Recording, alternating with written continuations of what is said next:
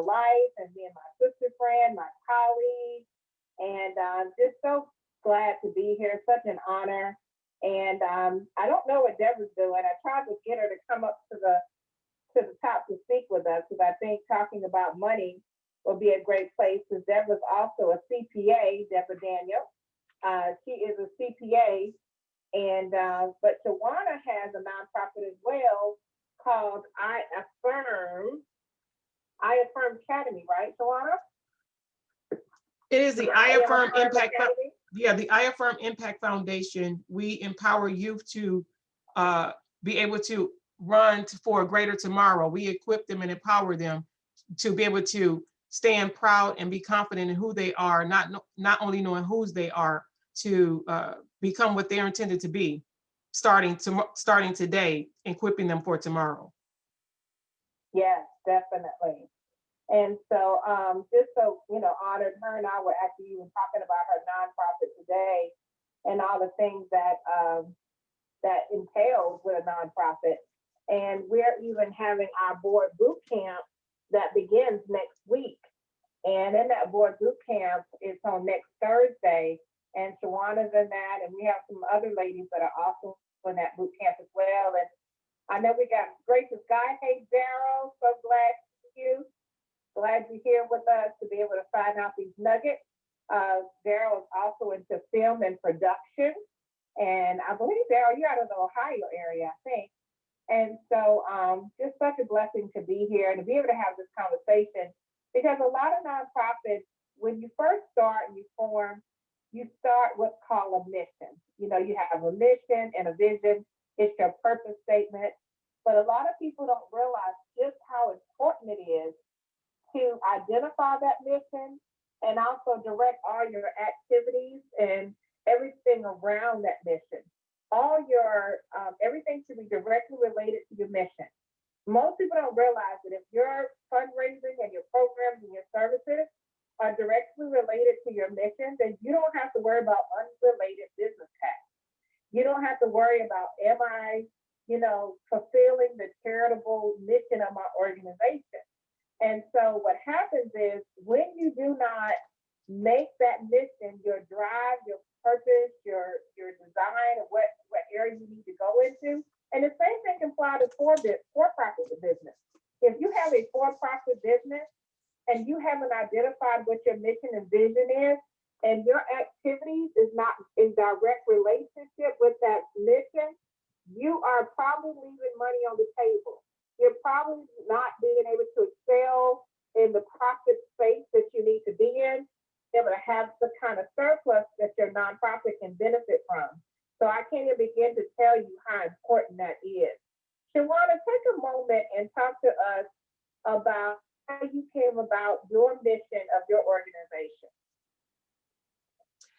For the I Affirm Impact Foundation, what happened for me, with like most people, having a heart for youth and knowing, without holding the space too long, dealing with some things, and even in my adult life with childhood trauma, and understanding that had I had certain things accessible to me, had I not that, my mom was not doing the best that she could, but because of certain things with certain people in life in my youth, that caused me to have a lack of self-esteem and even damaged my confidence in my primary years. Those are the things that, of course, you grow up and then you don't understand the importance or your self-worth. Me now, of course, totally different person than I was then. I call myself a little bit more seasoned now. I understand the importance of having confidence, and the sooner that you understand the power in which you already possess on the inside, and that we already have it on the inside of us, that really is what started this journey for me, and me having a conversation, even with my inner self, not only my inner self, but that youth inside of me, and saying, with what I have and the person that I am today, that is part of my give back, because understanding what I wish that I had a person like myself, or to have an organization like me, or someone like me, or partnering with other people that are like minds like me, to be able to go back in youth and understanding the importance of building self-esteem, to be okay to esteem yourself, it has nothing to do with what was going on around you. It then said, you know what, this is the voice that God, and became a part of my why. It became a part of my why because my nonprofit, honestly, guys, if you're listening, my nonprofit came before my even for-profit. The vision and part of the why was me giving back so that they could have someone to know that it was a safe place and to help build their confidence muscles, to know that it's on the inside, them understanding their worth, their value, and to know and to have a place to go where they can exercise that, where they can build upon that, and to know that it does get better from here. So me having a heart for kids and wanting them to have a safe space to voice those things, because if you look at the average classroom when they were in session, when it even comes to things like molestation, they said if you were to look at the average classroom when they were in session, there's usually typically 20 to 25 kids. 1 out of 3 to 4 of those kids in some way is being mishandled, whether it's mentally or physically. And to know those numbers and the percentages of children that are being mishandled, and God only knows the statistics now, with them now being at home with, with, God forbid, some of the people that could be mishandling them, that even makes my fuel my fire even more to create the programs that now can go virtual so that those kids can get the things to help keep them empowered while they're at home. So part of my own life lesson became part of my why. My story became bigger and beyond me. That's what happened. It became bigger than me so that I can give to them, because they are our tomorrow. Some of them are actually our today. Yeah, I love that what you shared, Shawanna, because of COVID and people being forced to stay home, not having those outlets, a lot of children being forced to stay in populations that is not conducive to their health and to their overall well-being. It really is a painful place. We had an increase in domestic violence. We had an increase in violence against children. There was an increase in police being called to the home. I mean, there's just a lot of things that took place doing that. And so, yes, your program and so many other programs that cater to youth that can really help youth and parents and be able to help them through that. I want to shift gears a little bit and talk about the linking mission to money. I know a lot of times people see the word money and they're like, hold up, money and nonprofit? How does that go together? It does go together. You have to think about it as a dual business model for nonprofit sustainability. It's almost like having two business mindsets under one roof. I tell a lot of nonprofits, it's okay to also have a for-profit business along with your nonprofit business. And even where your nonprofit is, you can actually have activities that fall into social enterprise. And having those activities that fall into social enterprise is called earned income. And guess what it does? It gives you a model of sustainability. It gives you a model of unrestricted funds. It gives you a model to be able to focus and be able to work on getting some things together to help your nonprofit organization. And so you got to understand that there are so many ways to have nonprofits, but most of the time when you go out there and you get grant funding, that money is restricted. It is mandated. It is restricted and mandated to the population of who you're serving or what that project is for. And so it is having earned income, a program or a service that you can charge for would allow you to have unrestricted giving that is most useful to nonprofits. And not only that, it also helps to cover a lot of your front loading and your operational costs that a lot of other programs do not want to cover. A lot of times they don't want to cover your overhead, or if they do, they may cover a small amount. It also provides training for nonprofit executives that teaches them how to develop these business models and plan for these new activities. And it also can create capital for nonprofits to be able to invest. Yes, a nonprofit can invest.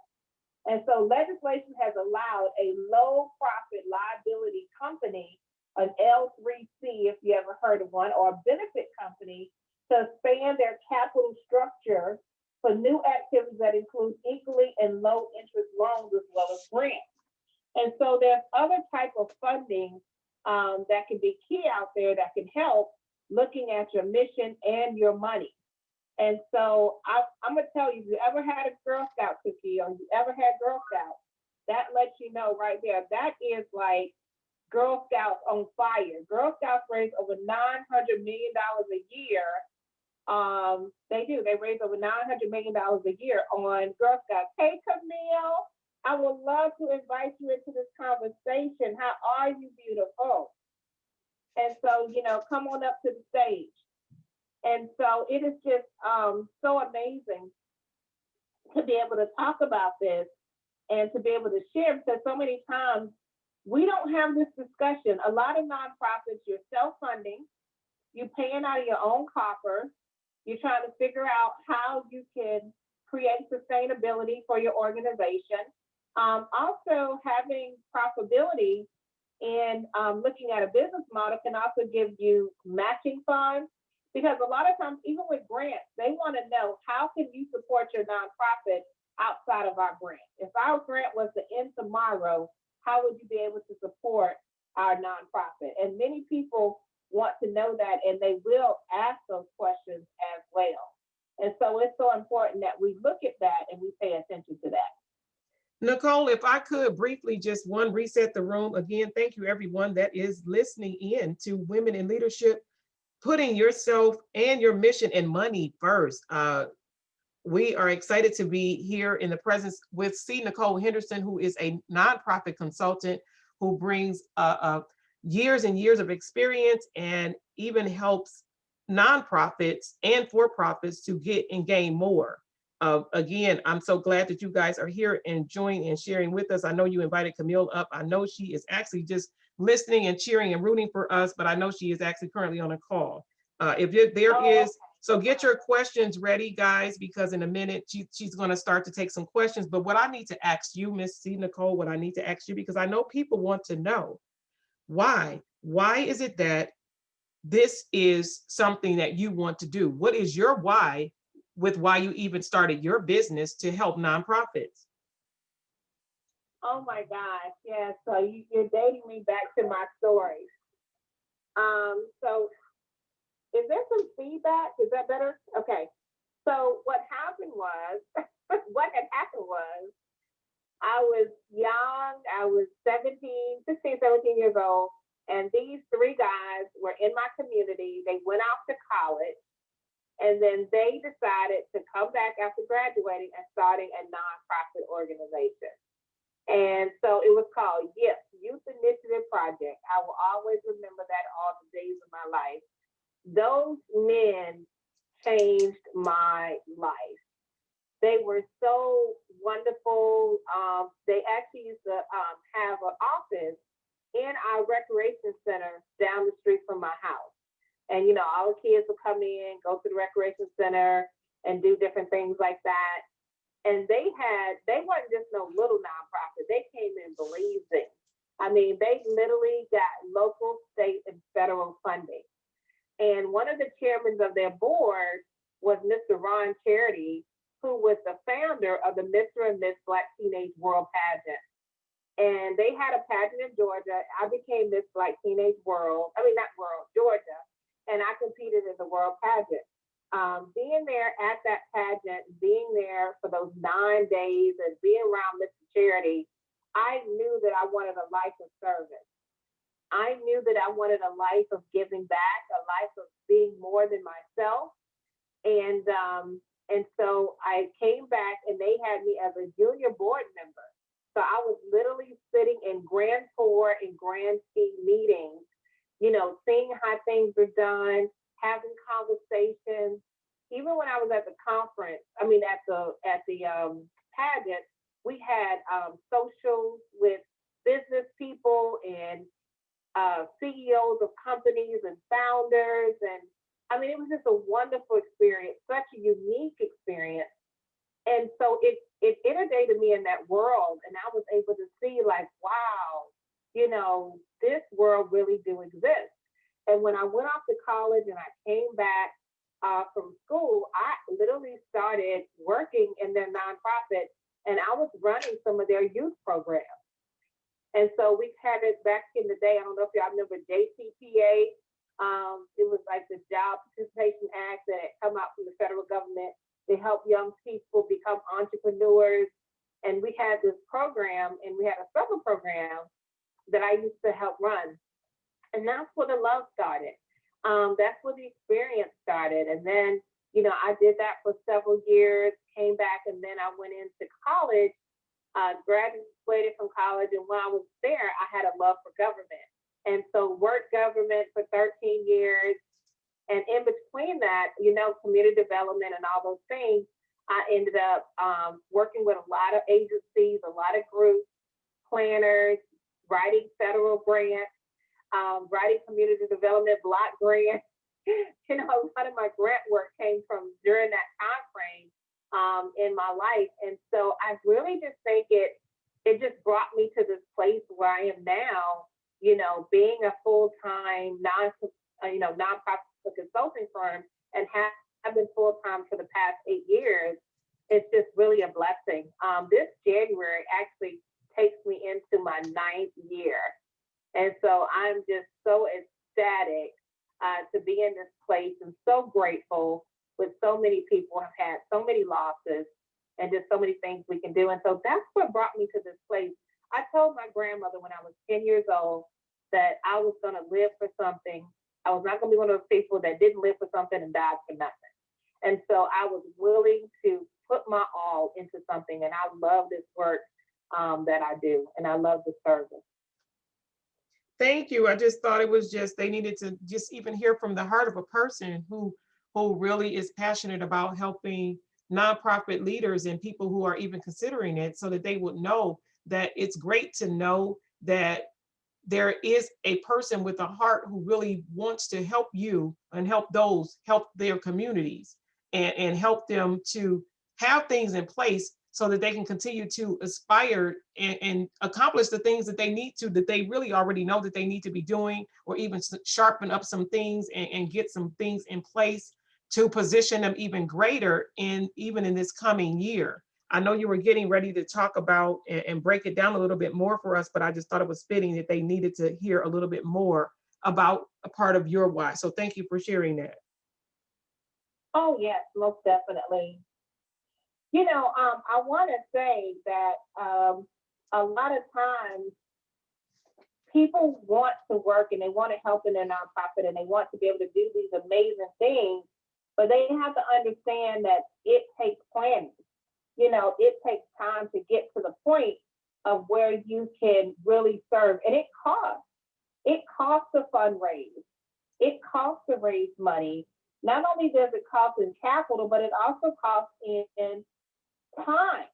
It costs in time. I can't tell you how many times I've seen nonprofits come together and say, hey, we want to do a fundraiser, but they don't have a start date. They don't have an end date, or they don't have a campaign. There's not a story around it. It really isn't a campaign. It's just something that they thought of. And it just, they don't have enough volunteers in place, and they don't have enough corporate support as well to have people who can come on who can also support them corporately. And so there's a lot of things that can take place that can help these nonprofits to achieve these things. One of the worst things that, and if you are a nonprofit, it's okay if you said this before, but don't say it again in the future. Don't tell people, oh, just give anything you can. It doesn't matter. Just give what you can. No, we would no longer say give what you can. Because you know what give what you can means? It is telling that person you don't know your budget. It's telling that person you're not sure what your needs are.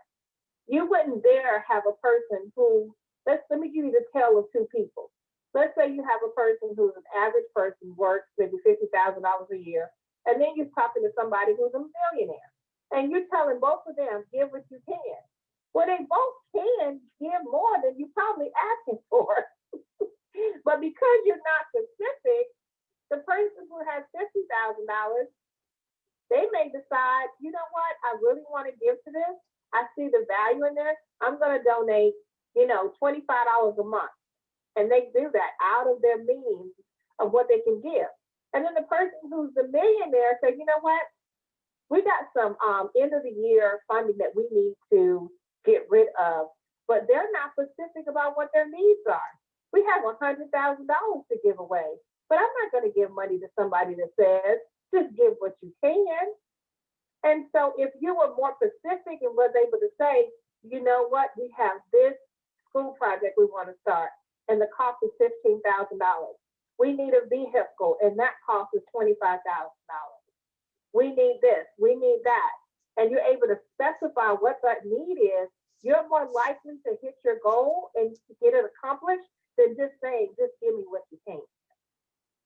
And so I want to, just say that out. I want to stop for a moment and hear from some of the nonprofits and give them the opportunity. You can raise your hand, and if you would like to share and speak, we would like to hear from you.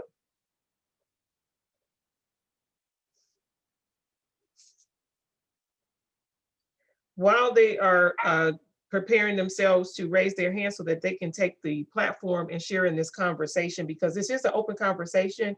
We have C.Nicole Henderson here with us, who is a nonprofit consultant expert, and we're just excited to have her in this space. It's the beginning of the year. There's a lot of things that you need to be preparing your heart and mind if you're not already doing so, that this is a great time and space to get in position, because she is helping us do some groundbreaking things and some things that we never possibly thought that we could do with our nonprofits. And or if you're getting started, even give you some guidance to just get you jump started, because somebody definitely need what you are willing and would want to provide. So we're excited about that. I see it looks like, I don't want to mispronounce her name, It's Jamesia, but you can call me Jamie. Hi, Jamie. So we thank you so much and welcome to the stage. What question did you have for C.Nicole today? Well, I don't have a question. I just joined, as you see, when I popped in. So I was just kind of listening to what you guys are talking about to get more of an understanding of the direction you guys are going in. So, but I did want to say thank you for opening up the room. And I just need to kind of get I don't really know what you guys okay, yeah, because right now it is women in leadership, putting your mission and your money first. But today's conversation is surrounding nonprofits, nonprofit leaders, if it's something that you're considering or something that you're doing. And having her nonprofit expertise, we thought we would just kind of, pick her brain a little bit to see how she can even give us some further assistance and some guidance to help people to even go further if they're already doing it, or even help, shake up the people that really should be doing it, to let them know that the time is now. So the hand raise went up to just even speak to possibly if it was some nonprofit leaders that is out down below and want to come up just to say hello, because we would love to know what it is that your nonprofit does. So that's what's happening right now, because we do talk all things women in leadership, but today's space is talking about nonprofit. Are you a woman in leadership? Okay, Jamesia, do you have a nonprofit? Are you considering starting one? Well, it's funny because I was considering starting one, I would say a few years back. I was originally born in South America, and I do apologize for speaking weird because I took my wisdom tooth out yesterday. So, fine. Okay, good. So I did. My dad lives in Guyana still, and I have family there, and there's so much that I want to do as far as giving back. And we always talk about it, but I think I just don't know how to get one started. So, okay. Yeah, I have considered it before. If you would follow me on the, go to my profile and follow me, and follow all the people that are on the panel, and let us know. Reach out to me, send me an email. There's also a place to schedule a consult, and let's talk and see how we might be able to assist you with that.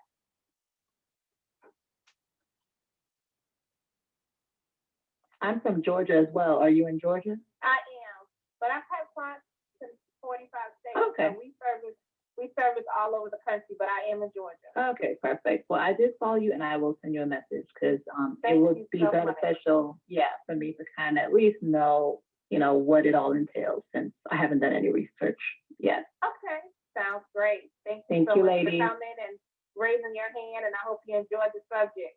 Thank you.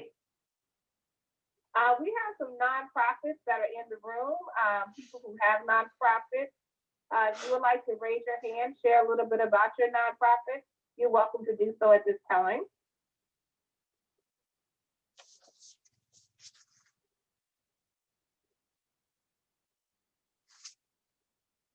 While they're Everybody getting, quiet. like yeah, this. while they're getting their thoughts together though, one thing that you did actually say that I know, and that was really, really, really good for me because I know I was a person that did have a hard time with asking for a certain dollar amount for my nonprofit. And I had to learn that the hard way, because you're right, we have to be careful about counting other people's pockets and just saying, whatever you can give. So when you said that, that definitely hit home, and I've definitely have in times past been guilty of not really asking for what it is that I really truly not only wanted, but what I really needed. So yeah, that was a good point that you brought out for there. But right now I see we have Miss, I want to say Amolia. It's Mola. I'm sorry, everyone. Forgive me, I'm driving. That's why I was trying to hesitate to raise my hand, but I'm happy to be with you all, and I won't talk for too long because. But I have two nonprofits actually. One based here in the U.S. and one in Nigeria. My focus is on women and children, and I do different projects just to help that area. Here in the US, I've been focusing a lot on raising funds for children in the arts, so children whose parents are working. I mean, they're doing all they can, but they just can't afford those dance bills anymore, those choir bills. I have children in the arts, and I know how pricey they can get. And my mother was an ethnomusicologist, and she passed away in 2016. So just in her honor, in music education, I also look to helping with children in Africa get music instruments to do their to practice their songs and all that. My goal is to be able to also help single women, single mothers. They are a challenge group in Nigeria and most parts of Africa because there's still like a stigma with being single and having children, or maybe divorced and having children. So there's so much to do for that group, and that's my focus this year, to be able to facilitate processes that would help in entrepreneurship, help clear the trauma and give them healing so that they can actually find themselves and be strong women that they are. So I've worked with C.Nicole for over 2-3 years now. She's fantastic, and it's always a pleasure to hear her talk. Just hearing her, say be definite, be specific on what you want, which actually goes for everything you want to do. I'm learning to be more intentional and, really say what you want. So putting it down on paper this year, asking for those figures and going after them is definitely going to be something I'll be doing. So thank you all. Thank you so much. And I know I'm so glad that you paused to actually just lend your voice to this space. I know C.Nicole appreciates you, and we're so glad that you guys have community. I see that we have a newbie because of the party hat. Vanessa has joined the stage. So welcome, welcome, welcome to Clubhouse, and definitely welcome to our space as women in leadership, putting your money, your mission and your money first. I'm just glad that you came up. So just let us know a little about your business and what is it that you're believing. Hi, great evening, everyone. My name is Vanessa, and yes, I do think Shawanna Shawanna and C.Nicole for inviting me to the Clubhouse platform. I have an LLC, a brand new LLC, and I'm also in the process of working with C.Nicole to incorporate a non-for-profit into that organization. At this moment, my organization is in the process of delivering services to communities and community-based organizations. One of my goals is I'm affiliated internationally, so I would like to take my company international as well. So there is, just in the short time that I have worked with C.Nicole, I have, oh my God, I have been engaged in so much knowledge in just a short amount of time that I'm so excited, and I'm looking forward to moving forward. I'm with C.Nicole to see where she can help take my organization, which I know that we're going to go to the top, to the roof, and through it. So I did join this platform today just to give my support and to also to let others know how she has helped me in such a short amount of time, that I really do appreciate her.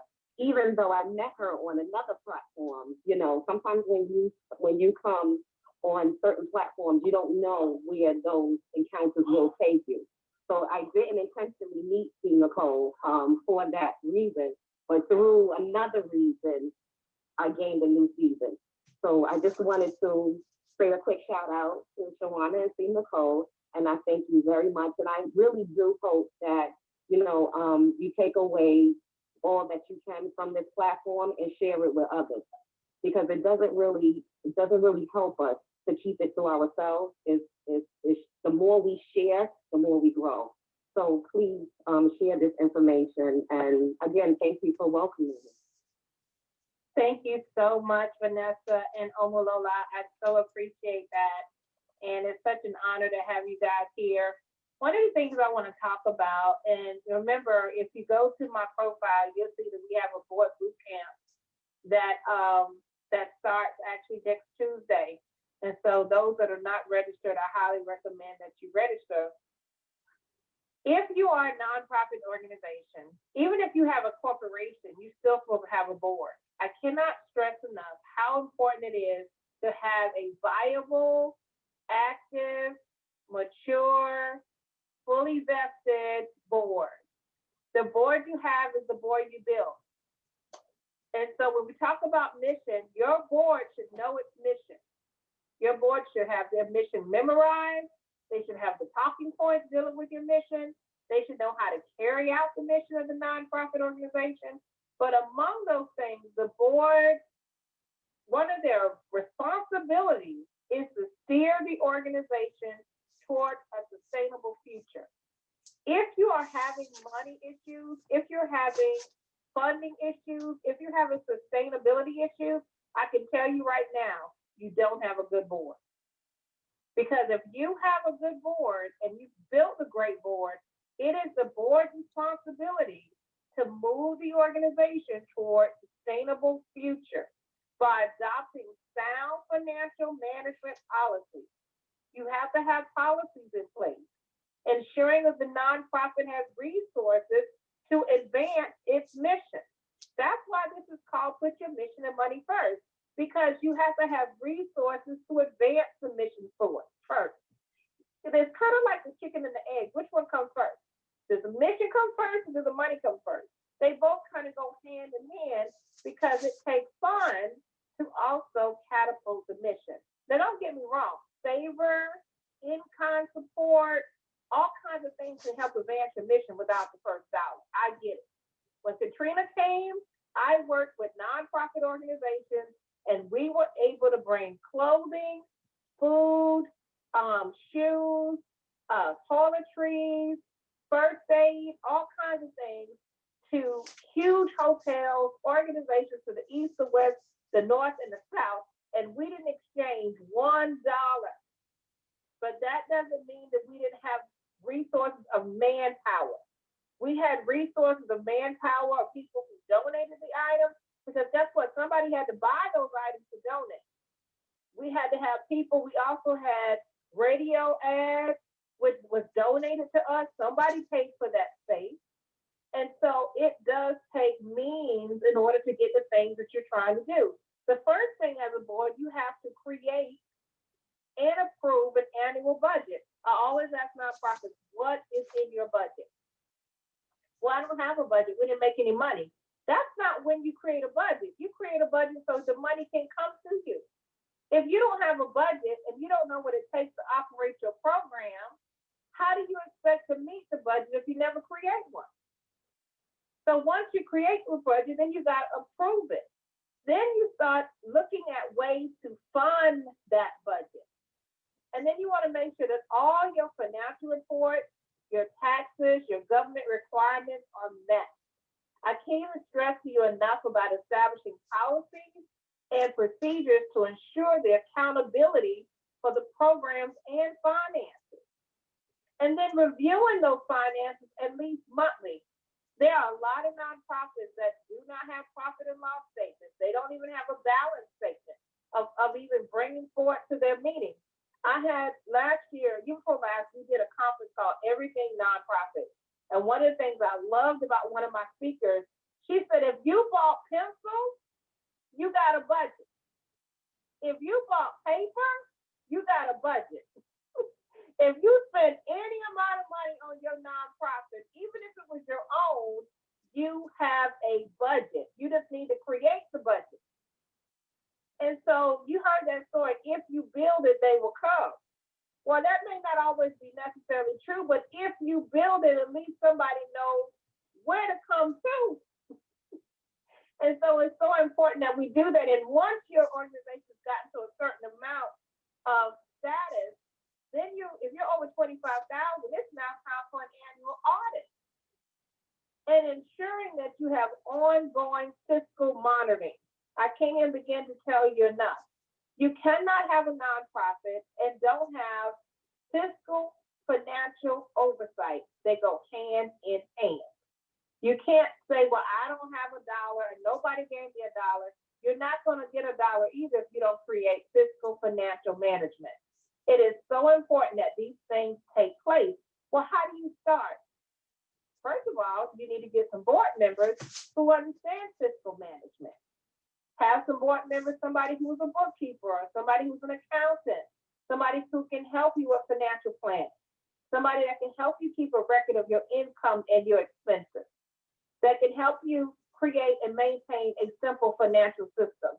You can literally go on to TechSoup, TechSoup, and get as much software as you possibly need as a nonprofit. You can get Microsoft Office for like $27, $37. You can get QuickBooks for nonprofits. You can get all type of donor management software. I mean, you name it, Adobe, that software is out there.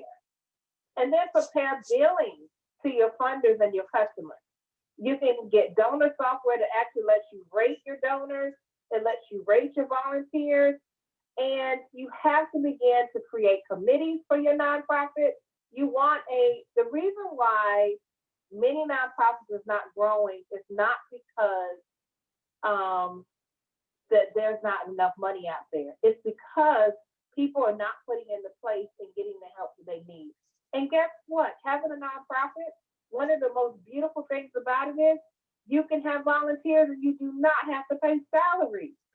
You know, you could create job descriptions for your nonprofit just like you would if you had a for-profit business. You could create a job description for a bookkeeper. You could create a job description for a social media manager. You could create a job description for a program director and go out to sites like Volunteer Match and other volunteer sites and get people to look at that, and they will apply for those positions until you can get your revenue to be able to pay them. No, they're not putting in 40 hours, but you probably can get 5, or you might can get 10 or 20, and that's more hours than you had as if you did nothing. I'm gonna give it back to you, Shawanna. That was actually great. And you guys, you know, especially Vanessa, I am over here like trying to write as fast as Nicole is actually giving us out all of this juicy information. because all too many times, and I know that I've experienced it with my nonprofit, of basically trying to be all things to your nonprofit, whether life shows up for your board members or at the time that you might have initially started your nonprofit, that, you know, you picked the people who you believe the cause, not necessarily picking the right, you know, picking the right people that would be what the nonprofit truly needed for the sustainability. They may be the people that we have chose, you know, in the beginning, saying these are the closest people to me. They love me. I know they love what they see in me and want to do, but not necessarily for the longevity of the nonprofit, which is why I'm even, you know, taking a refresher and possibly going to learn some more things that I probably didn't even consider when I started my nonprofit, by being a part of the nonprofit boot camp with C.Nicole. So I'm super excited about that boot camp and all the things that I'm going to learn, so that I can continue to be of service, so that I can continue to help build the esteem and empower youth to go higher and higher levels with their encouraging them to be okay, to be free to express the beauty of who they are on the inside, right? But that's going to continue, that's going to require for me to continue to keep building me. That's why it is important for us to know who we are, so we can be a better service to the people that we are assigned to, because we all assigned to somebody. We're all assigned to something, but knowing who that is and who those people are is really important. And that's why we all need to tap into our why and understand what is it? What is the things that we're called to do? What is the things that we should be putting our mind to, and make the main thing the main thing, and knowing how to navigate that to-do list, as I say, or that move to action list, because we all have lists, and your nonprofit is possibly on your list, but making the main thing, because I know all too well, having a for-profit and a nonprofit, without having the right board in place, something is going to fall through the cracks. So learning those key things, or even reminding you of the key things that need to be primary, and making those things the main thing, that's all too key. And I'm just excited about some of the little nuggets that I know that you're saving for our class, Nicole, because you know, like even websites to find. I hear it like you right on the tippy toe of, you know, some of the sites that we may not even consider about, just for volunteers, and even with the certain descriptions, or even broadening our descriptions, so that people who are looking for that even need those credits. Because some people, yes, they love the cause, but they even need to be a part of something for something else that they're doing. And they're like, hey, pick me. I want to be a part of what you're doing, but it's also going to be beneficial, because it's, you know, it's us helping each other. It's the reciprocity. So if I'm building you up, you building me up, we're growing, and we're reaching, we're reach as we climb.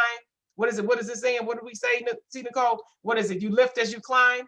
And we're doing that we can still go higher together, to reach those heights together. Is there anyone that is in the audience that would love to raise your hand to come up to ask C.Nicole a nonprofit question right now, today, in this space? We are women in leadership. What is it? Time to put your mission and your money first. And we also know that nonprofit churches are also nonprofit too. Some people don't understand it or realize that, but if you're a ministry, even if you don't have 4 walls, if you're a ministry or you do some type of outreach, you may want to consider a nonprofit, and having it legitimized and getting your paperwork in order, so that you can get the most out of what it is that you do, and make it not only work for your community, but make it actually really work for you. Because some people don't believe, they think when you have a nonprofit that means nobody is supposed to receive a salary, and that's not true.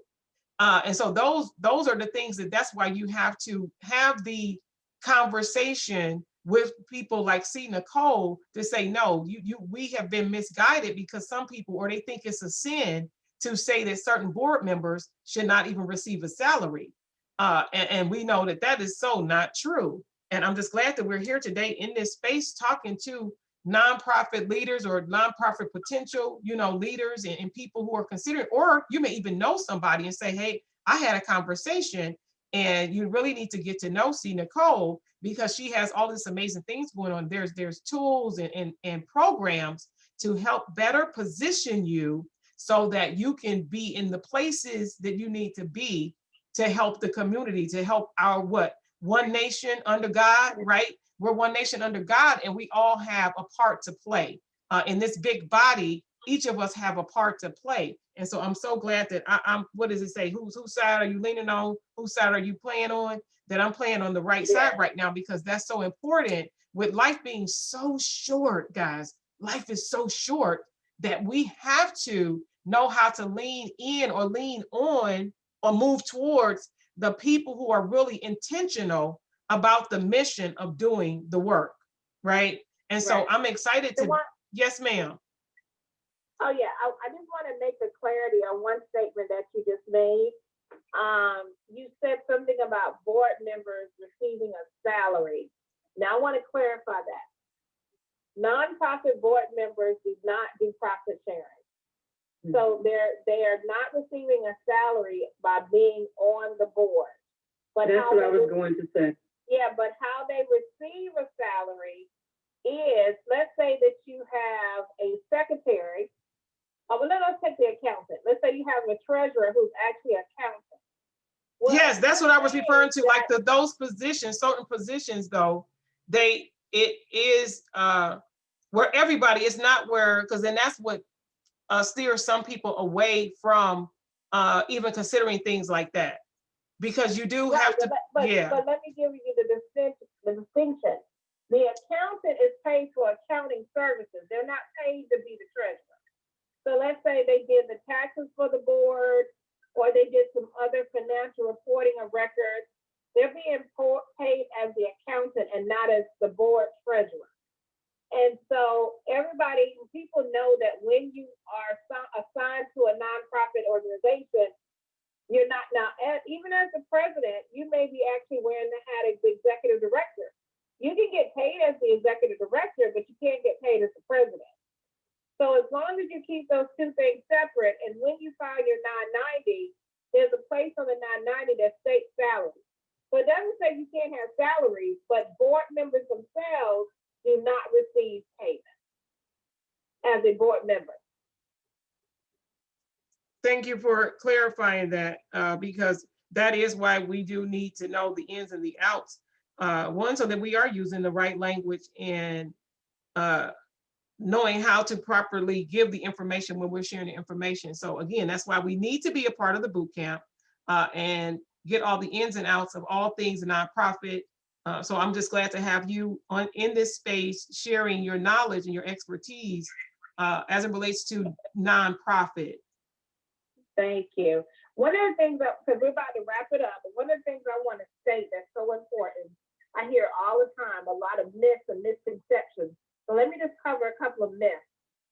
If you also go and follow me, you can go to my IG or you can go to my Facebook page. You can also schedule a consult with me. But if you would go to some of my social media or email me or some kind of, I can send you an ebook that I wrote called Dispelling the Myths of Nonprofits. And one of the biggest myths is people think that because I'm a not-for-profit or a nonprofit organization, I can't charge. That is truly a myth. Yes, you can charge. You can charge for services.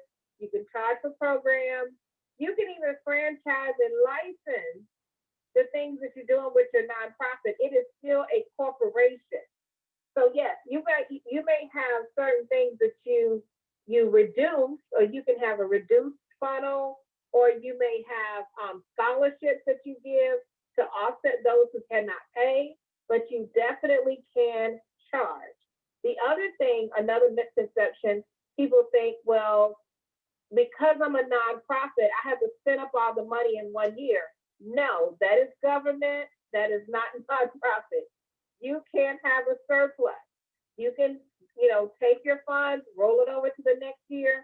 Nonprofits can even have investments. They can get involved with endowments. They can get involved with donor advised funding. People can actually donate flight privileges, miles. They can donate dividends from their stock. You can literally have a nonprofit that you can create a policy, an insurance policy, where the nonprofit is the beneficiary.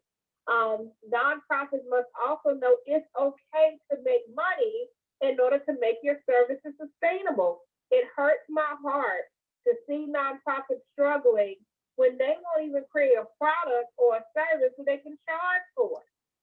There is a product or service that you can charge for. You need to differentiate yourself from other nonprofits by making your business great. Not just being good, but make it great. Make your niche. Make yourself set apart from other nonprofits that are out there. As long as it is mission related, then you are in line. You always want to make it directly related to your mission, okay? To become a successful nonprofit. And you can have passion all day for your mission, but your passion should never be overcome. And this happens more and more and more and more. Every day I see this. Your passion is overcome by the importance of keeping financials in balance. You must mind your money. I know the pom-pom says, power over your mind. You need to have power over your money. You need to also know how to run and govern your nonprofit with financial oversight and financial balance. After all, if you have no money, how are you carrying out your mission? So you have to be able to focus on that. And let me tell you, if you self-fund and all you're doing is self-funding and the IRS finds out that you are self-funding, you're not going out and getting diversified funding, you're not asking people, you're not having fundraisers, guess what they're going to do? They're going to change your public foundation to a private one. And it's going to take you 5 years to turn that private foundation back to a public one. So it is part of your responsibility that you have to go after and make sure you're getting diversified funding sources. That's part of my mission, that my nonprofits are mature, viable organizations with diversified funding sources, and that they are building relationships. And so you have to focus on sustainable streams of revenue. I have a class that I teach that I'm going to be probably teaching next month called How to Leverage Your Resources. You don't have a money problem, you have a resource problem because we're not being resourceful enough. So the balance is needed between keeping your financials, building your financials, and keeping the mission on top of the mind. And I want to end with that note. Thank y'all. Woo! Y'all see how she did that? She did all of those. So much. She gave so much. She did all the. I only just wanted to. Yes, ma'am. Impart one little thing. I know there's probably ministries listening, and I did hear you all mention it. But I did want to just share that that's only for your nonprofit ministries, foundations, and things like that. But just reminding everyone that those foundations or nonprofits do dictate structure, and you need to make sure. I know I heard Shawanna say that you can't be everything to everybody, so it's critical that you staff your weaknesses. And that means in staffing your weaknesses is you have to be willing to allow people that are great, that are exceptional in the areas that you are not, to lead in that area, not hover over them, but certainly inspect what you expect, but allow them to shine through and share their brilliance and their greatness in the space of helping you become excellent. And then the last thing I had was just also being reminded that there are interns, there are people out there that will participate or they will get with you, or they will be for you, or they will sometimes even be for what you're for. And so therefore you have to be willing to put your hand up and ask for help. And then again, be willing to allow those people to show up and stand firm and stand tall with you. That's my offering. Thank you. Thank you so much, Camille. That is beautiful and it's so true. There's a website out there called internships.com where you can literally go out and get interns to work with you. There's several volunteer groups out there that you can go apply to also to get people to volunteer. You tell them what your area of service is, and they're looking for you. They're looking for your mission. They're looking for your purpose. They're wanting to work in that area of need. And it's a great place to find board members as well. Y'all listening at that? Did y'all write down all of that information? She gave a couple of amazing websites. So again, if you are not following, please definitely follow. Go over right now, even to her direct message.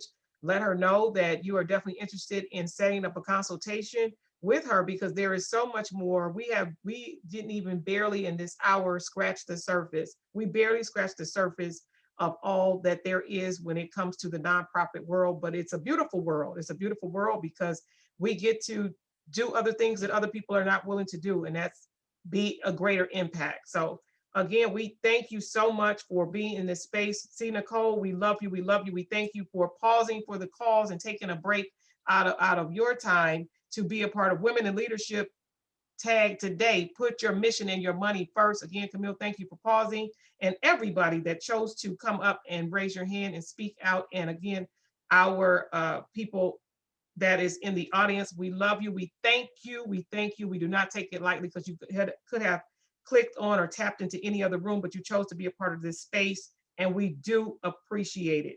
So thank you so much. Again, let me know, direct message her, and also because Women in Leadership, putting yourself first as it relates to things in life, we do come live every week. So make sure you hit the notification bell by my name so that we can stay connected, as well as I just want to thank everybody again. So you have an amazing weekend. And if you're in the Facebook world, go follow me now, because tomorrow I am going to be on doing Facebook Live and doing a wonderful self-care Saturday. And I'm going to be dealing with a holistic, having a holistic expert on there. We're going to be talking about self-care the natural way, right? Things naturally to create better self-care the natural way, right? So have an amazing rest of your night. Get what you need for you. It is about you, so that we can continue to support the community that God has given us. All right. Thank you, guys. Thank you, thank you, thank you.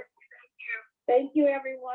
Have a blessed weekend, and we will see you next week in the class. Bye-bye. See everybody. Good night. Bye-bye.